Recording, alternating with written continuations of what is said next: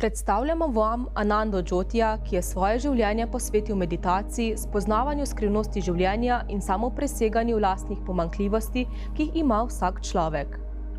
Ananda meditira že 27 let. Učil se je v Ameriki pri znanem indijskem duhovnem učitelju, pisatelju, pesniku in umetniku Sri Chinmoyu, ki je vse svoje življenje posvetil služenju človeštvu.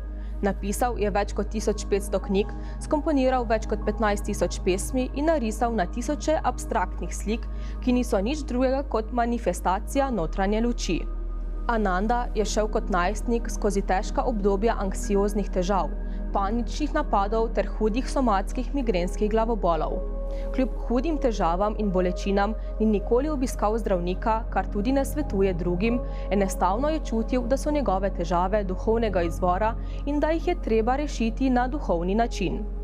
Zaradi svoje zavzetosti in stremenja so vse njegove težave izginile že po 4 do 5 letih meditacije. Sam pravi, da je to eden od največjih čudežev v njegovem življenju, saj mnogi trpijo zaradi podobnih težav vse življenje in so primorani jemati tudi zdravila. Ananda danes meditira za svoj lastni, samopresegajoči se napredek, saj Bog znotraj nas nenehno presega svojo lastno božansko globino ter višino. Prav tako Ananda pomaga ljudem, ki si v svojem življenju želijo več notranjega miru, radosti in samonapredka.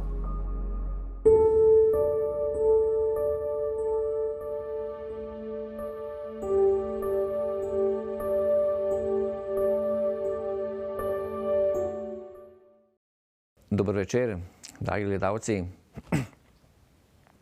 Spet smo skupaj v oddaji Meditacija z Anando, z mojo malenkostjo. Upam, da ste naredili oziroma delali vaje meditacije, da vam gre pri teh začetnih vajah. Danes bi šel malo ven iz tega, kako bi rekel, sistematskega učenja meditiranja in bi povedal nekaj, kar je po domače povedano in. Nažalost, načeloma ljudje ne marajo, ni privlačno, ko se govori o miru, o radosti, o ljubezni. Čeprav to največ potrebujemo. Človek danes največ potrebuje mir, notranji mir. Ampak tam, kjer se govori o notranjem miru, pa o luči, tam je zelo malo gledal. Če pa se govori o astrologiji, pa nekomu poveš, ja, čez pol leta boš pa zadev sedmico na loto ali pa se boš poročil in to pa potem ustvari neko senzacijo. Senzacija pa nam nikoli ne more dati notranjega miru. Tako da bi jaz danes nekaj povedal o astrologiji, ampak iz aspekta meditacije. O astrologiji in jogi.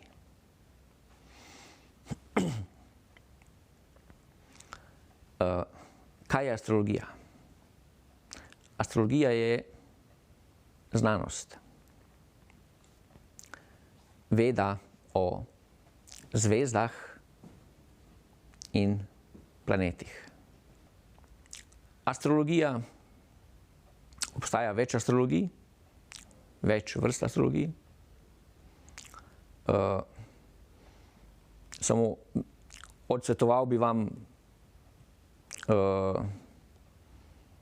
da verjamete, vsakdanji tako imenovani astrologiji ali horoskopom, ki, bom rekel, nimajo nič z realnostjo.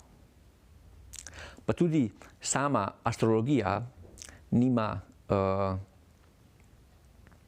zadnje besede v Božji kreaciji.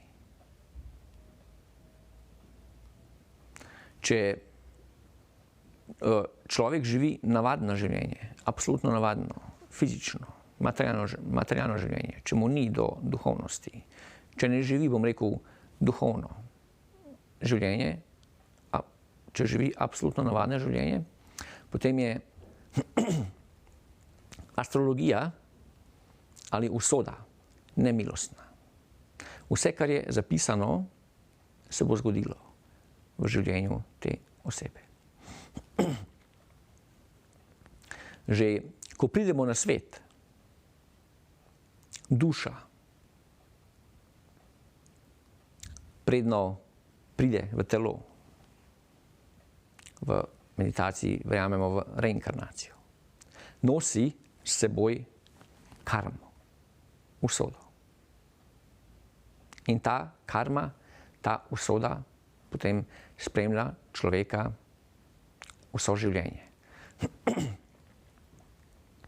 Zdaj, kako sem rekel, astrologija nima končne, zadnje besede v Božji kreaciji. In če obstaja nekaj, kar je višjega ali močnejšega od astrologije, potem bi bilo dobro, da damo pozornost temu. In kaj je višjega od astrologije? Astrologija je kozmični zakon. Astrologija, zvezde, planete določajo človeško usodo. Kdo pa je kreiral ta kozmični zakon? Najvišji. Bog. In on, če hoče, lahko izbriše, kar je, bom rekel, posneto. Astrologija je kot plošča. Lahko posnamemo nekaj gor in če to hočemo, lahko tudi izbrišemo. Če imamo vero v sebe, močno vero v sebe, potem lahko spremenimo svojo usodo. Zato Sri Aurobindo, velik modrec, avatar, je rekel, vera z neomajano voljo spremeni usodo. Kako? Ker močna vera prihaja iz srca, iz duše. Mi, kot človeško bitje, nismo sposobni kreirati to vero in to neomajano voljo. Pravijo, pomagaj sam sebi in Bog ti bo pomagal. Tako da, če vemo, da obstaja kreator kozmičnega zakona, ki se imenuje usoda ali karma, potem je bolje, da vso pozornost damo njemu, ker je pač višji, ker ima nadzor nad našo usodo. Kaj je pa joga? V bistvu, kaj je razlika med astrologijo in jogo? Razlika je enostavna. Astrologija vidi, kaj se bo zgodilo, ampak ne more tega spremeniti.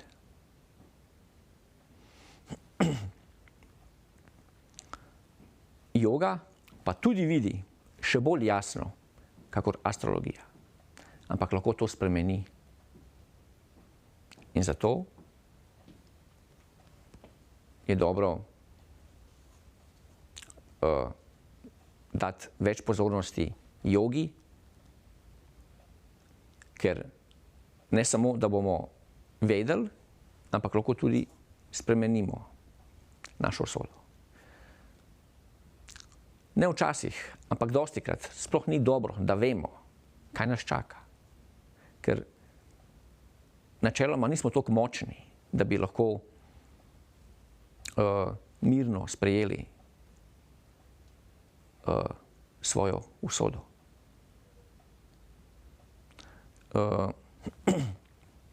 Moram tudi povedati, da ne more vsak biti astrolog. Razni rekviziti se uporabljajo, ne vem, karte, pa ne vem kaj. V bistvu sami te, bom rekel, pripomočki so nič, če človek nima moči, da bi videl. Intuitivne moči. Ali pa odprtega očesa vizije. In to je odprto tretje oko, Ajna čakra. O tem sem govoril v prejšnji oddaji.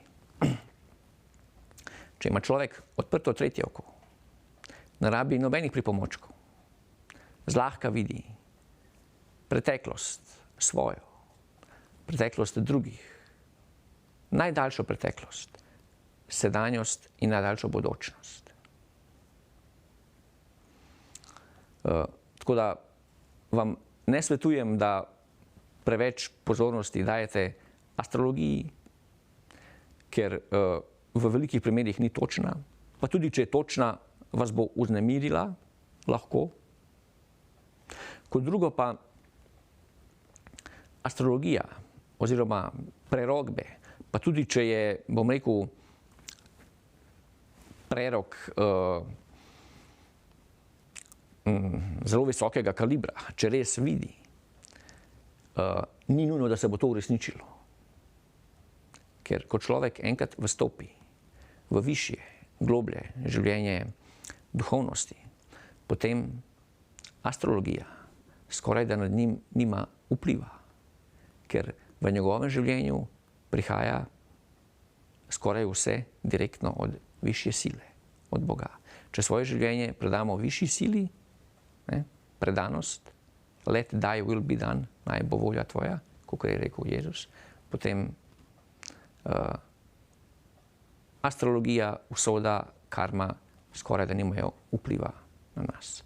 Če pa je človek samorealiziran, takih ljudi ni glih veliko bilo, niti jih je na svetu, potem astrologija in usoda nimajo niti 1% vpliva nad njim, ker vse v življenju te osebe prihaja direktno od višje sile.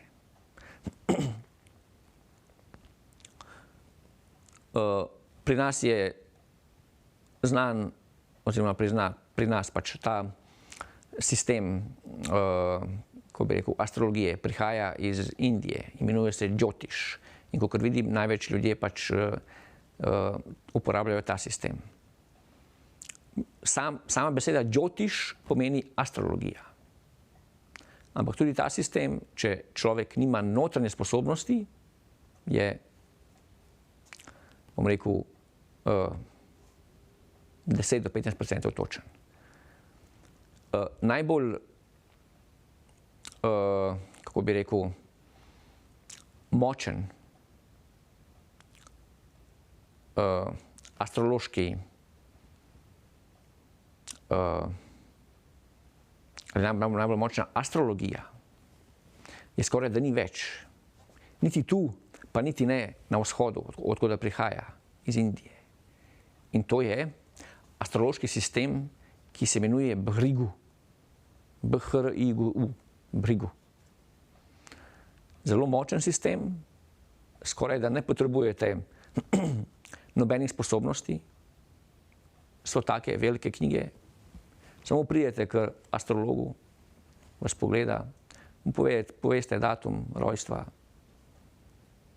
No, malo intuitivne moči že mora imeti in vam bo povedal vse, od A do Ž, o vašem življenju. Ampak, kot sem rekel, ta sistem tudi skoraj v Indiji ga več ni. Tako da, imel sem občutek, da vam povem razliko med astrologijo in pa med jogo. Joga je beseda sanskritskega izvora, ki pomeni enost za najvišjim. In če vemo, da nekaj lahko nulira našo usodo, potem bomo dali pozornost temu in ne nečemu, kar ustvari samo senzacijo ali strah. Tako da priporočam vam, da date manj pozornosti na astrologijo in več pozornosti ni nujno na jogo, na duhovnost, pač na tisto, kar je močnejše, kar je kreiralo samo astrologijo.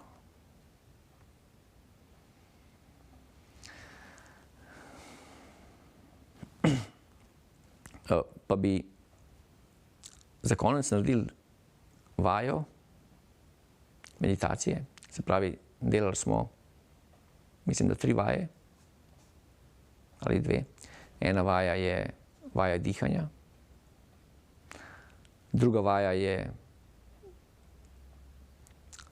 koncentracija na cvet, ko smo vdihovali čistost rože in izdihovali, predstavljali si, da izdihujemo vse, kar je slabo. Bi danes naredili eno vajo z svečo. Tu imam eno svečo, tudi vi si jo lahko prižgete. Samo malo, da jaz to obvladam.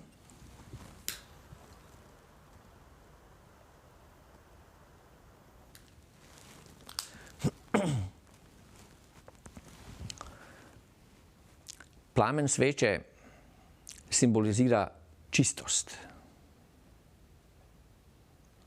V plamenu ne vidite nič umazanega. Čist je, kot kristal, še bolj čist od kristala. In pa še eno stvar simbolizira plamen sveče. To pa je stremljenje, naša težnja. Ker plamen sveče se vzpenja navzgor. Ravno tako naše stremljenje se vzpenja navzgor. Tako da bi zdaj naredili vajo, tako da gledamo v plamen sveče. In si predstavljamo, da ko vdihnemo, dih prihaja iz plamena. Se pravi, predstavljamo si, da vdihujemo eno samo čistost, ker plamen je čist. Eno samo čistost.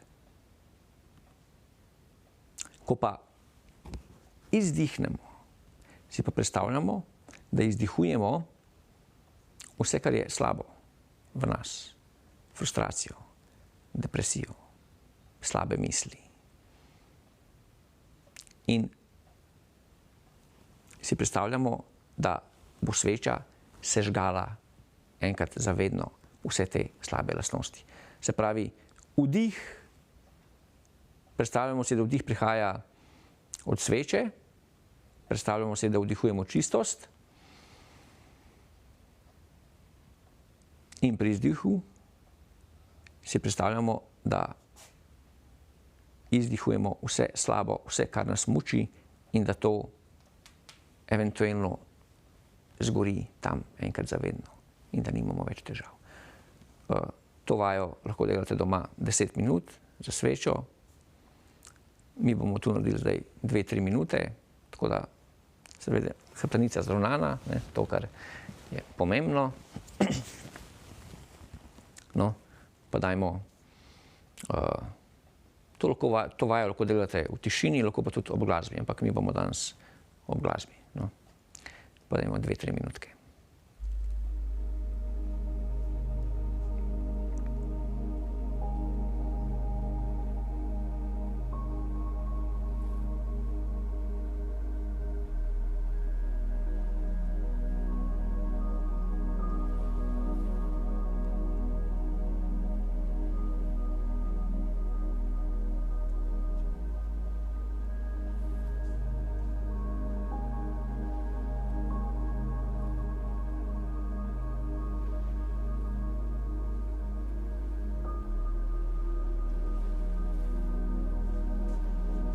Pravi, vdih iz sveče, ena sama čistost in izdih,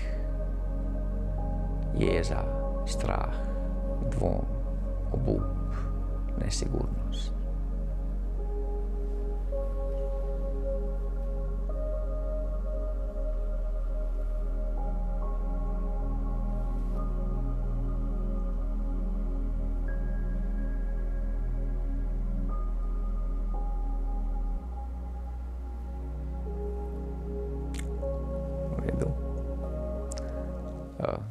Mi tu pač naredimo krajše, 2-3 minute, vi pa doma kar 10 minut. Pa tudi ne več kot 10 minut za začetek. Je čisto dosti 10 minut. Potem vam bom povedal, postopoma bomo višali na 15-20 minut, dokler ne prijete na pol ure na dan in bo čisto dosti. Tako da To je to za danes. V naslednji oddaji bomo meditirali na malo drugačen način. Vam bom predstavil meditacijo z mantrami, tako da bo zanimivo. Tako da se vidimo čez 14 dni. Hvala in nasvidenje.